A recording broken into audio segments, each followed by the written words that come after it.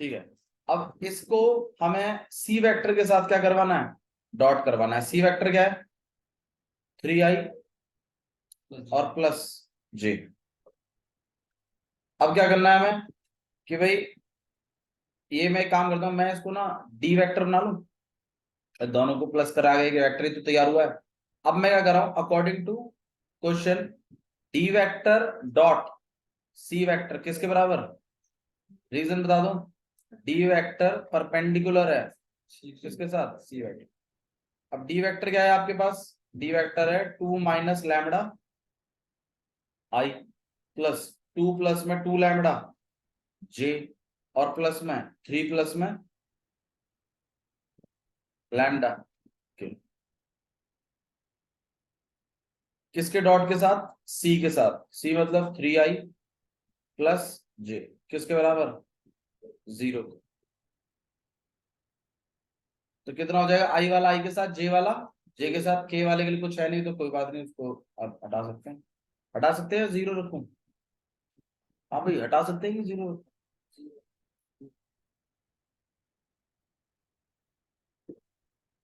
बोलो। 0 0 आएगा वो लास्ट वाला, ये बचेगा नहीं, खत्म होगा ये। तो आई वाला आई के साथ, जे वाला जे के साथ, और के वाला 0 के साथ, तो ये खत्म हो जाएगा। आई वाला आई के साथ कर रहे हैं तो 3 बता दो भाई कितना हो जाएगा, 6 माइनस 3 लैम्बडा। अरे 3 को मल्टीप्लाई करना है इसके साथ, यहाँ 1 है, सेम ही होगा। 2 प्लस में 2 लैम्बडा और 0 खत्म, इक्वल टू। अब इस पूरे से मुझे लैम्बडा निकालना है, बस कितना हो जाएगा, माइनस का लैम्बडा और यहाँ पे प्लस का 8 इक्वल टू में 0, 8 इक्वल टू में, तो लैम्बडा की वैल्यू कितनी है, 8। तो ऐसा बोल देते हैं कि भाई वो वाला वेक्टर इस वाले वेक्टर के परपेंडिकुलर है, फाइंड लैम्बडा। तो आपको वेक्टर तैयार करना है, फिर इन दोनों का डॉट इक्वल टू क्या रखना है, 0। इक्वेशन सेटअप हो जाएगी, फिर उसमें से लैम्बडा की वैल्यू को फिल कर। एक बस गलती यहाँ पर ये भी हो जाती है कि बच्चे इसको भी लिख देते हैं जबकि ये 0 होगा। ठीक है, चलिए अगला वाला ज़ाब्ता बैठाते हैं, क्वेश्चन नंबर, अच्छा 11 करें, एक काम करते हैं, क्वेश्चन नंबर 13 कर लो पहले। आपके पेपर में ये क्वेश्चन बिल्कुल आएगा। ठीक है, देख लीजिए, if A vector comma B vector comma C vector are unit vectors, unit vectors हैं तो क्या हो गया भाई, मैग्नीट्यूड 1 होगा, such that A vector plus B vector plus C vector किसके बराबर है, 0 वेक्टर के। Find the values, find the value of A vector dot B vector plus B vector dot C vector plus C vector dot A vector, इसकी value निकालूंगा। अगर A vector B vector C vector unit vector हैं तो A vector plus B vector plus C vector 0 vector है, इनका vector plus करके, तो इसकी वैल्यू बताओ कितनी बैठेगी। भाई मुझे एक बात बताइए, A vector plus B vector plus C vector किसके बराबर है, 0 के बराबर नहीं है यार, 0 वेक्टर। सही है, फाइंड क्या करना है इस चीज को। मुझे एक बात बताओ, अगर ये वाकई में 0 वेक्टर के बराबर हैं तो इनका मैग्नीट्यूड कितने के बराबर होगा, इस वेक्टर का और पल्ले वाले वेक्टर का, 0 वेक्टर का मैग्नीट्यूड किसके बराबर होगा।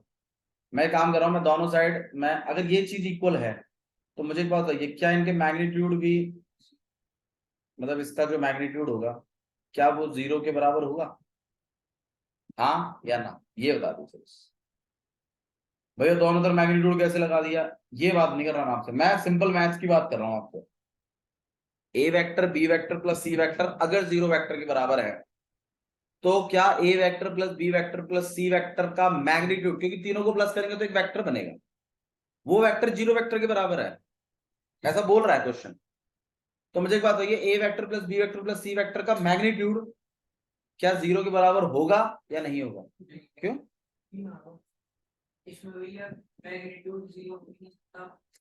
अरे क्वेश्चन में दिया हुआ है बाबा।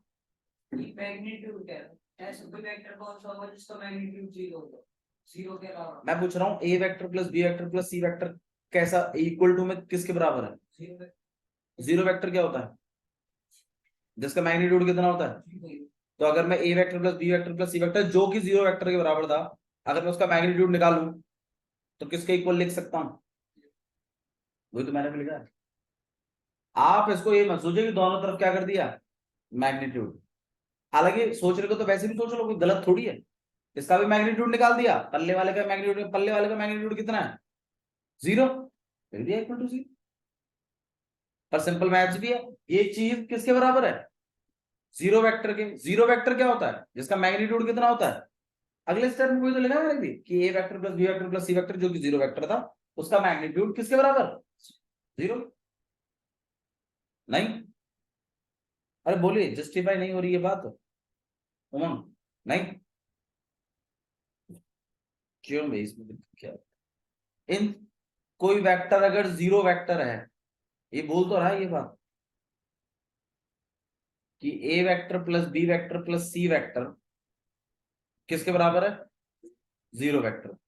तो उसका मैग्नीट्यूड किसके बराबर होगा? वही बात तो मैंने भी लिखी अगले स्टेप में कि वो जीरो वेक्टर था, इसलिए इनका मैग्नीट्यूड किसके बराबर होगा? 0 के। मैंने भी वही बात लिखी, मैंने कोई अलग थोड़ी लिखा है कुछ। अच्छा चलो एक चीज और बताओ, A vector plus B vector plus C vector का मैग्नीट्यूड क्या बराबर होगा ए का मैग्नीट्यूड प्लस बी का मैग्नीट्यूड प्लस सी का मैग्नीट्यूड? अरे बताओ हाँ या ना? चलो प्रूफ करते हैं बात को। ए वेक्टर बनाओ कोई भी, 2i plus 5j plus k. B vector बनाओ i minus 2j minus 3k। C vector बनाइए 4i प्लस j और प्लस k। करो, सॉल्व करो इसको फटाफट। हाँ कितना हो जाएगा इसका? √30। हाँ जी, इसका √14, इसका √18। ठीक है, अब इनको प्लस कर लो फटाफट, क्योंकि तीनों का प्लस कर। बताओ भाई, 4 प्लस 2 6, 6 प्लस 1 7। हाँ जी, इसको बताओ। यहाँ पे -1, यहाँ पे 4 है, 4j माइनस के। मैग्नीट्यूड निकाल दो।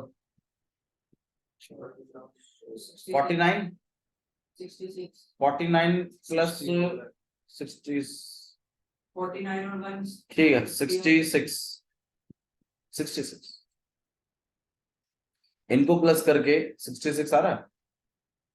ये प्लस भी नहीं हो पाएंगे, हो जाएंगे। क्या सीखने को मिला? नहीं होता है, ये नहीं है, ये अलाउड नहीं है, ये अलाउड ही नहीं है। देख लो तुम्हारे सामने लिखा है मैंने, मैथमेटिकली अलाउड ही नहीं हो। अगर होता तो आना चाहिए था इक्वल, तब होता अलाउड। आप मैथ्स अभी तक पता कैसे सीखता है भाई? स्क्वायर है सबको बट गया। कंसेप्ट पे थोड़ा सा चलिए, मैग्नीट्यूड ऐसे नहीं बटता, ये चीज बराबर नहीं होती। ये ऐसा नहीं है कि मैग्नीट्यूड ए को भी बांट दिया, बी को भी बांट दिया, सी को भी बांट दिया। भाई नहीं है यार, ये कंसेप्ट ही नहीं है। तीन वेक्टरों का प्लस करके मैग्नीट्यूड निकालना और तीनों वेक्टरों का अलग अलग मैग्नीट्यूड निकाल के प्लस करना बराबर नहीं होता, ये सिखा रहा है वो। अब A magnitude plus B magnitude plus A vector plus B vector plus C vector किसके बराबर है? जीरो वेक्टर के। तो A vector plus B vector plus C vector जो कि जीरो वेक्टर के बराबर है, तो क्या A vector plus B vector plus C vector का पूरे का मैग्नीट्यूड, क्योंकि वो जीरो के बराबर था, तो क्या उनका मैग्नीट्यूड इक्वल टू 0 होगा या नहीं होगा? लॉजिकली बताइए। बिल्कुल होगा भाई, वो जीरो वेक्टर के बराबर था, तो उनका मैग्नीट्यूड किसके बराबर होगा? 0 के बराबर होगा। और इस बात को ध्यान रखिएगा, ऐसे अलाउड नहीं होता। अच्छा जी, हमें फाइंड क्या करना है? हमें फाइंड करना है ये नाटक। अब एक कंसेप्ट है, एक ट्रिक है जो हर बार यूज होती है, वो सुनिए क्या है। मुझे एक बात होगी, जो मैग्नीट्यूड है ये कोई नंबर ही तो है, हालांकि है वो जीरो, मैं मानता हूं। तो मतलब भैया ये चीज भी किसके बराबर है, जीरो के, और ये भी किसके बराबर है, जीरो के। सही है गलत है, अरे बोलो। ठीक है, अच्छा जी। अगर ये वाकई में दोनों चीजें बराबर हैं तो मेरे ख्याल से स्क्वायरिंग बोथ साइड करने में भी कोई इशू नहीं आना चाहिए। स्क्वायरिंग बोथ साइड, तो जीरो का स्क्वायर क्या होता है भाई, जीरो। और इसमें तो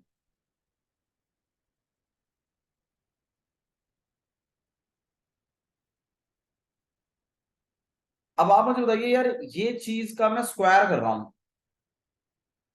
याद है आपको मैंने ए का स्क्वायर कब लिखता था, ए वेक्टर डॉट ए वेक्टर। अब मैंने इस, यार ये भी तो एक वेक्टर ही है पूरा ओवरऑल, इसका स्क्वायर लगाया, तो मैं क्या ये बात नहीं लिख सकता इससे, A vector plus B vector plus C vector dot बराबर होगा किसके, A vector plus B vector plus C vector के, हाँ या ना। अब वो बनाएंगे। अब फिर इसमें क्या होता था आपके पास कि ए वेक्टर को किससे कर दोगे आप, A vector plus B vector plus C vector के साथ, फिर बी वेक्टर को किसके साथ कर दोगे, A vector plus B vector plus C vector के साथ, और फिर सी वेक्टर को किसके साथ कर दोगे, A vector plus B vector plus. अब इनका डॉट करवाइए, कितना हो जाएगा, A vector dot A vector, A vector dot B vector, A vector dot C vector. अगला B vector dot A vector को मैं A vector dot B vector लिख लूं, कॉम्पिटिटिव लॉ फॉलो करता है भाई वो। क्यों कर रहा हूं, ताकि ये इसके जैसा दिखे भी। समझ में आया मैंने क्या किया, मैंने A vector dot B vector लिख लिया। अगला B vector dot B vector, अगला B vector dot C vector, उसका अगला A vector dot C vector, उसका अगला B vector dot C vector, उसका अगला C vector dot C vector, किसके बराबर। अब इस बार A vector dot A vector को क्या लिख सकते हो आप, ए वेक्टर मैग्नीट्यूड स्क्वायर। ध्यान रखिएगा, ए वेक्टर यूनिट वेक्टर था, क्वेश्चन की स्टार्टिंग में लिखिए बात, देखो।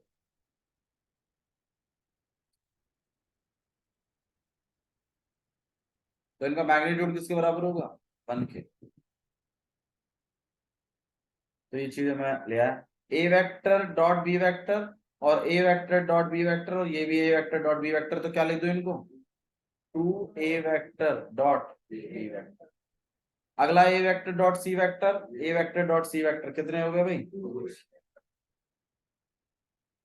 उसका अगला है ए वेक्टर बी, ये तो यूज हो गया। B vector dot B vector क्या लिखूं, बी मैग्नीट्यूड का, बी और सी 2 हो जाएंगे ना, 2 B vector dot C vector, ये भी गया। सी डॉट सी कितना है भाई, और इक्वल टू, अब ए मैग्नीट्यूड बी मैग्नीट्यूड और सी मैग्नीट्यूड तीनों बना, ठीक है। और यहाँ पे आपके पास चलो 1 और एक और 1, और लास्ट में बच गया आपके पास 2 A vector dot B vector plus 2 B vector dot C vector और plus 2 A vector dot C vector equal to, नहीं आ रहा, 1 प्लस 1 प्लस 1, 3 को पल्ली तरफ भेज रहे हैं, वाह, -3। इन तीनों में 2 कॉमन है, A vector dot B vector plus B vector dot C vector plus A vector dot, इसको इसके अपॉन में भेज देंगे, कितना हो जाएगा भाई, -3 अपॉन में।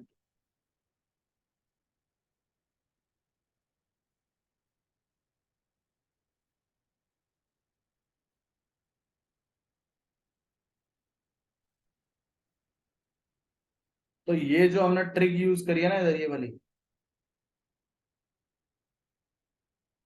ये वाली, ये बहुत यूज होती है। पहले मैग्नीट्यूड बनवाता है, फिर जानबूझ के स्क्वायर लगवाता है, फिर स्क्वायर से वो ऐसा बनवा देता है। फिर जो प्रूफ बोला वो करवाया। तो ये क्वेश्चन काफी काफी इंपॉर्टेंट है एग्जाम पॉइंट ऑफ व्यू से। बहुत बच्चे को ये क्वेश्चन रट के कर लेते हैं बट समझा नहीं सकते इसको। ठीक है, अगला क्वेश्चन देखिए क्या लिखा। देखो क्वेश्चन नंबर 15 देखिए। 14 छोड़ दिए, 14 छोड़ दो, वो नहीं आएगा एग्जाम में बन जाए। ठीक है, हाँ जी करवा देंगे। आइए क्वेश्चन नंबर 11 ही करवा देते हैं। पहले एक काम करते 15 कर लो, पहले 15 समझ लो। 15 क्वेश्चन इतना टफ नहीं है। If the vertices A B C, A B और C of triangle A B C are 1, 2, 3, -1, 0, 0 और 0, 1, 2, then find angle A B C, ये पूछो।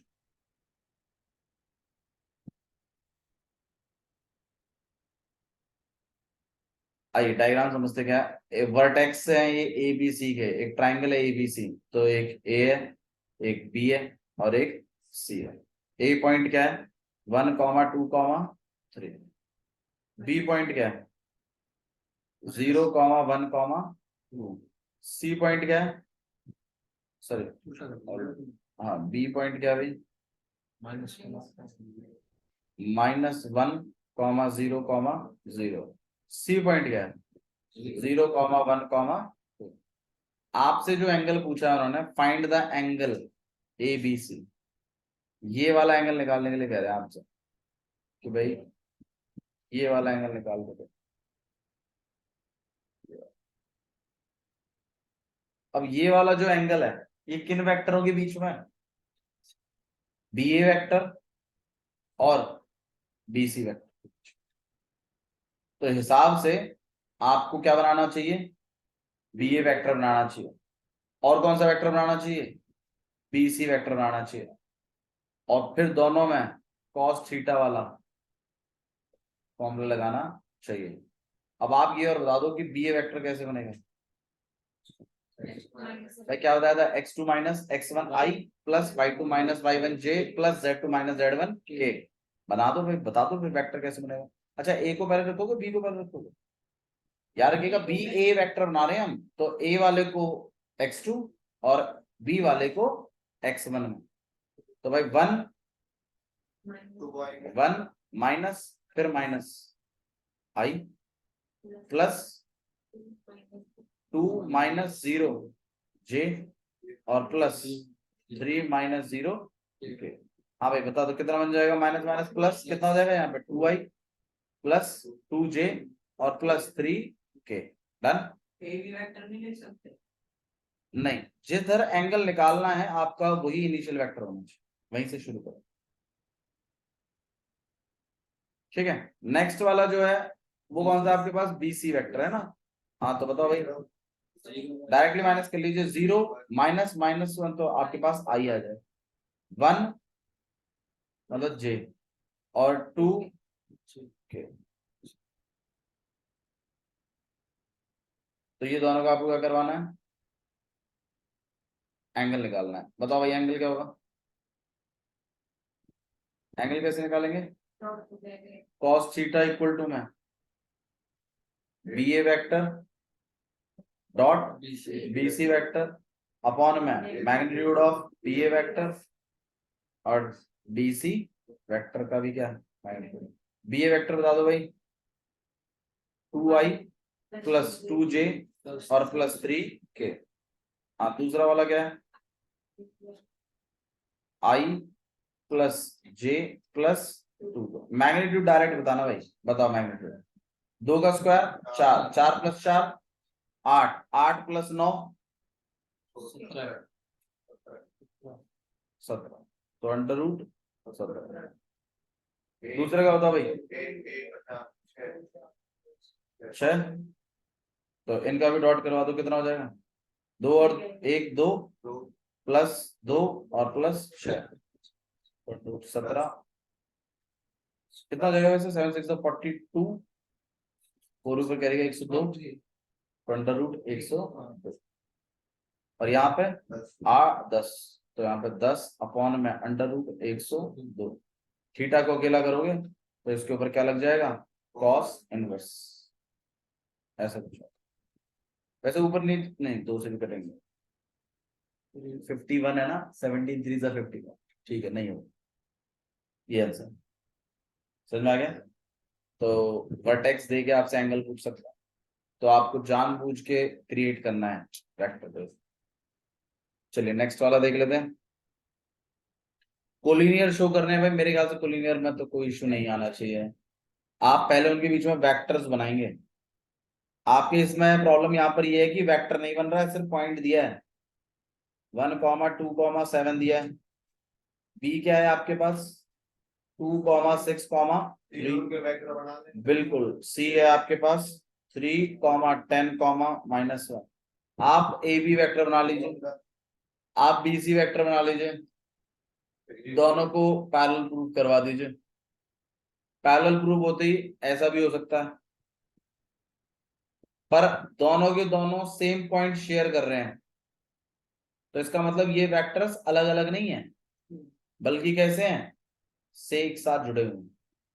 पर देखो ना, ए बी वेक्टर में भी बी आ रहा है और बी सी में भी बी आ रहा है, तो इसका मतलब ये पॉइंट कॉमन है। तो आप अगर ये पैरेलल हैं तो इसका मतलब ये तीनों एक साथ हैं। कोलिनियर में क्या करते हैं? ए बी वेक्टर बना लेते हैं, बी सी बना देते हैं, पैरेलल शो कर देते हैं। पैरेलल तो शो कर ही दोगे, A1/A2 B1/B2 और C1/C2।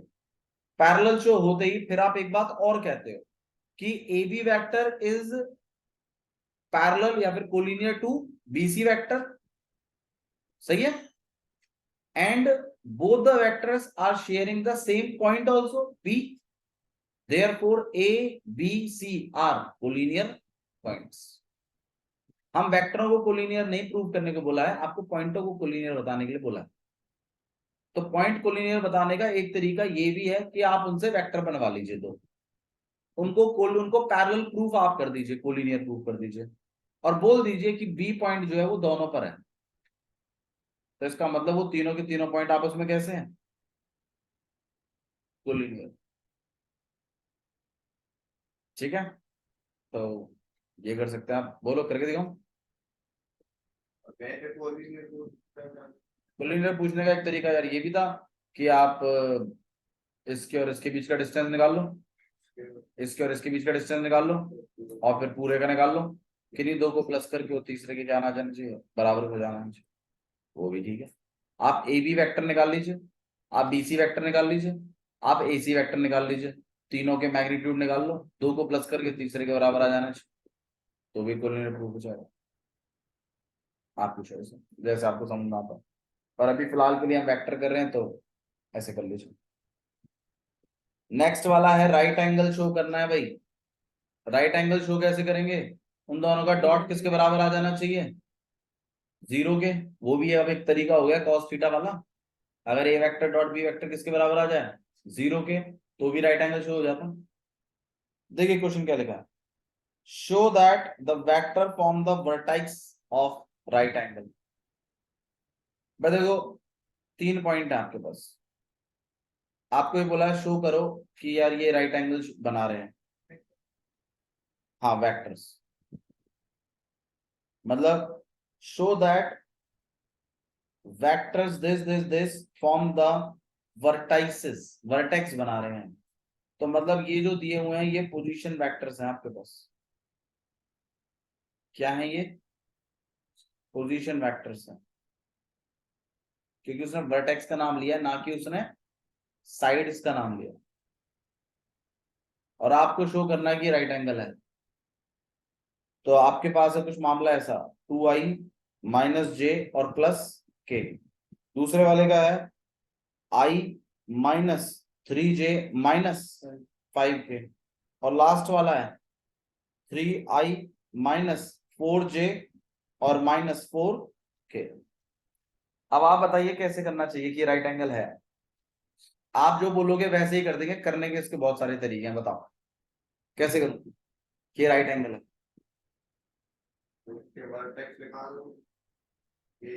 पॉइंट निकाल दूं, बताओ पॉइंट क्या होगा। 2 - 1 और 1, पी क्या हो जाएगा 1 -3 और -5, ये कितना हो जाएगा 3 -4 और -4, निकाल दिया। अब क्या करो, अब ए बी वेक्टर बना लो, बीसी वेक्टर बना लीजिए, एसी वेक्टर बना लीजिए। तीनों वेक्टरों का क्या कर दीजिएगा मैग्नीट्यूड, तीनों का क्या कर देना स्क्वायर, और किन्हीं भी दो को प्लस करके तीसरे के बराबर आ जाए तो पीजीटी फॉलो हो जाएगी और आपका मामला बन जाएगा। बोलो ठीक है, नहीं है वैसा कर लो। हाँ ये भी करेगा, एक नया भी है, बताओ बताओ तो। नया ऐसा है कि आप एक काम करिएगा, आप ना 2 पॉइंट तो मिल गए, आप बी ए वेक्टर बना लेना, और क्या बना लेना बी सी वेक्टर, दोनों को क्या करके देखना डॉट, अगर 0 आ गया तो 90 है। तो बी और बी सी से जरूरी थोड़ी है कि वो, हाँ बात तो यार ये भी सही है, ये बी ए बी सी जरूरी थोड़ी है। हाँ जरूरी नहीं है, काम करना ए सी भी निकाल लेना, और तीनों को डॉट करके देखना किस में 0 बैठ रहा है, उसी का ही वो वही 90 है। ऐसे भी राइट एंगल छोड़ दो, नहीं अब तो आपकी चॉइस है कि आप इसमें से उसको कैसे करते हैं। मैंने आपको दोनों तरीके बता दिए, ठीक है। लास्ट वाला देखिएगा, क्वेश्चन नंबर 18।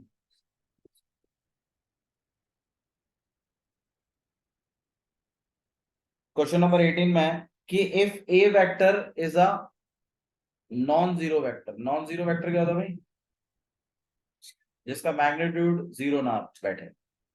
अगर ए नॉन जीरो वेक्टर है जिसका मैग्नीट्यूड है ए,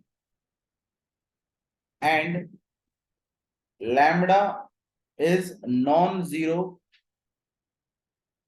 स्केलर, मतलब नॉन जीरो स्केलर क्या होता है, मतलब 0 नहीं है वो नंबर, स्केलर है ना, स्केलर है मतलब कोई नंबर होगा, पर वो 0 नहीं है। तो मतलब ए वेक्टर जो है वो 0 वेक्टर नहीं है, लेकिन उसका मैग्नीट्यूड कितना है ए है, मतलब ए का मैग्नीट्यूड ए है। और लैम्बडा जो है वो एक ऐसा नंबर है जो कि 0 नहीं है, नॉन जीरो है। अच्छा जी, then lambda A vector is unit vector, unit vector बोला है कि लैम्बडा ए वेक्टर जो है वो एक यूनिट वेक्टर होगा कब, जब लैम्बडा 1 होगा, लैम्बडा -1 होगा, ए जो है वो लैम्बडा होगा, या फिर ए जो है वो 1 में लैम्बडा होगा 90। तो 4 बातें उसने बोली आपसे। मुझे एक बात बताओ कि लैम्बडा ए वेक्टर, भाई एक वेक्टर ही तो रिप्रेजेंट करेगा, तो लैम्बडा ए वेक्टर जो है वो कैसा वेक्टर है यूनिट वेक्टर, तो इक्वल टू 1 होगा, मतलब इसका मैग्नीट्यूड किसके इक्वल आएगा 1 के। मैग्नीट्यूड है ये, ध्यान रखिएगा, ये क्या है आपके पास मैग्नीट्यूड। तो भाई मैग्नीट्यूड अगर ए वेक्टर, अब जैसे मान लो ये मैग्नीट्यूड है, हाँ देखिए, अब जैसे ही आप इसमें मैग्नीट्यूड लगाते हैं, देखो मैग्नीट्यूड की प्रॉपर्टी थोड़ा समझिए, कभी भी कोई स्केलर क्वांटिटी अगर वेक्टर के साथ मैग्नीट्यूड में है, तो इस केस में आप मैग्नीट्यूड पे और ए पर दोनों पे लगा सकते हैं। आप चाहो तो इसको करके देख लीजिए बेशक से, 5a वेक्टर है, आप काम करिएगा 5a वेक्टर का मैग्नीट्यूड निकाल देना पहले, और फिर क्या करना आप 5 और a का मैग्नीट्यूड अलग निकालना, और ये मैग्नीट्यूड और ये मैग्नीट्यूड अगर सेम आ जाए तो इसका मतलब ओवरऑल मैग्नीट्यूड को ऐसे लिखा जा सकता है, वैसे लिख सकते हैं, मैं आपको बता दूं। तो जब मैग्नीट्यूड होता है तो आप इस पर लैम्बडा मैग्नीट्यूड और ये लिख सकते हो, ये चीज किसके इक्वल थी, ये हम ऑलरेडी डिसाइड कर चुके हैं, ये एक इक्वल है, तो इसका मतलब आपका जो लैम्बडा है ये यहाँ पर एक है, और इक्वल टू में कितना है 1 है, आप इसको इधर भेज दोगे तो 1 में ए, सॉरी हमें किसके वैल्यू निकालनी है इसके, इसका अच्छा ए इक्वल टू दिया हुआ है ना, तो ए जो है वो किसके इक्वल है? ठीक है, तो मेरे ख्याल से ऑप्शन डी से इक्वल। ठीक है, देखो एक्चुअली थोड़ा सा ना कुछ चीजों का डिस्कशन है, जैसे कि मैग्नीट्यूड के रिगार्डिंग स्पेशली ये कुछ चीजें हैं जिस पर थोड़ा सा डिस्कशन होना चाहिए, तभी कंसेप्ट बनेंगे। मैं ऐसे आपको सीधा सीधा बोल रहा हूँ कि भाई इसको ऐसे लिख सकते हैं, फिर आप बोलोगे ये बात तो आपने बताई नहीं थी इससे पहले, अब अचानक से बता दी, क्वेश्चन में आ गया, तो उस पर थोड़ा सा एक डिस्कशन होना चाहिए, ये ऐसा लिख सकते हैं कि नहीं लिख सकते, ये हो सकता है कि नहीं हो सकता। ठीक है, ठीक है। ए डॉट ए जीरो कब होगा? A dot A vector dot A vector है भाई, जब देखो A vector dot A vector zero आपका सिर्फ तभी हो सकता है आपके पास जब ए वेक्टर जीरो वेक्टर,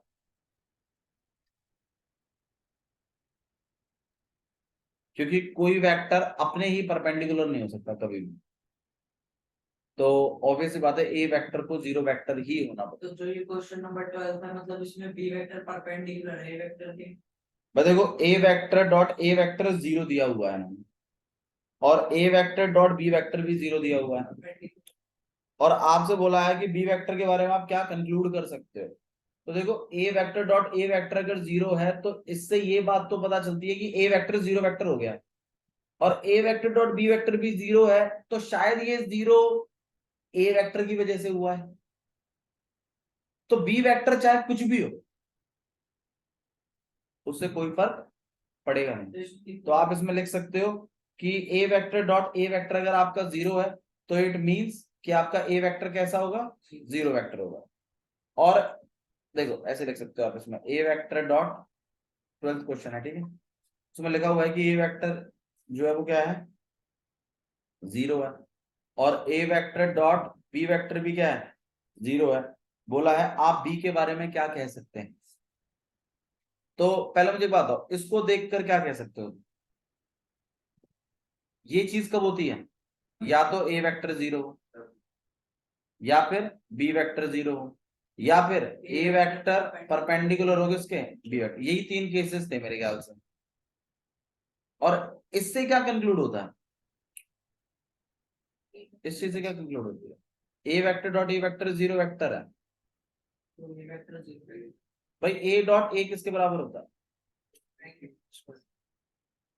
तो ए का मैग्नीट्यूड किसके बराबर है? इससे ये पता चलता है कि हमें ए जो है A vector is zero vector.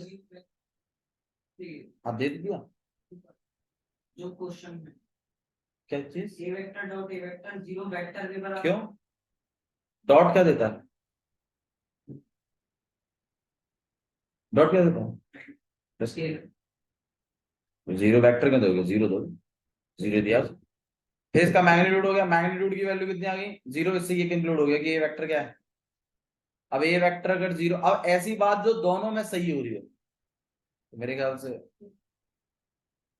तो आप लिख सकते हो हेंस ए वेक्टर जो होगा वो क्या होगा? Zero vector. So B vector is any kind of vector. B कुछ भी हो सकता है, बी कैसा भी वेक्टर हो सकता है, उसके ऊपर कोई रेस्ट्रिक्शन नहीं है, आप उस वेक्टर के बारे में कुछ नहीं कह सकते हो, क्योंकि मतलब ये डेटा इनफ नहीं है बी वेक्टर के बारे में कुछ कहने के लिए। वो जीरो भी हो सकता है, वो बिल्कुल आ सकता है, समझने की बात है थोड़ी सी। ठीक है,